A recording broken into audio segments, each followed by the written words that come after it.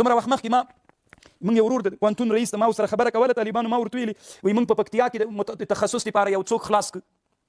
پوهنتون که نه چې دې نه بعد به کوم طالبان چې په لویې دورې نه فارغان سوي هلته به تخصص کوي په هلمند کې مو خلاص کړو په بلجیک کې مو خلاص کړو په مزار کې مو خلاص کړو په قندوز کې مو خلاص کړو درس به دوی ته متخصصینو ته څوک وایي دې موږ هم طبیعت را خراب کړی د وزارت په سطحه په دې مجلس کېږي زه مجبور یم ووایم طالبانو چې تاسې که یو درد پیدا سي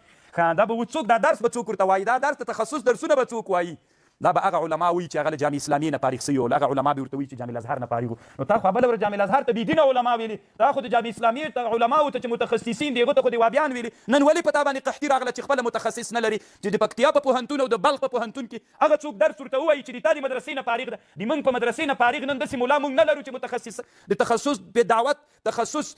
په معاملات مالیه او معاصرو مالیاتو کې نن درس وای نه لرو نو خو وایي طالبانو موږ علم کې کامیاب یو که پرمختګ مو کړی چې مو یو تنهغه په فقه کې متخصص موږ نه لرو طالبانو په عصري مالیاتو کې طالبانو نن متخصص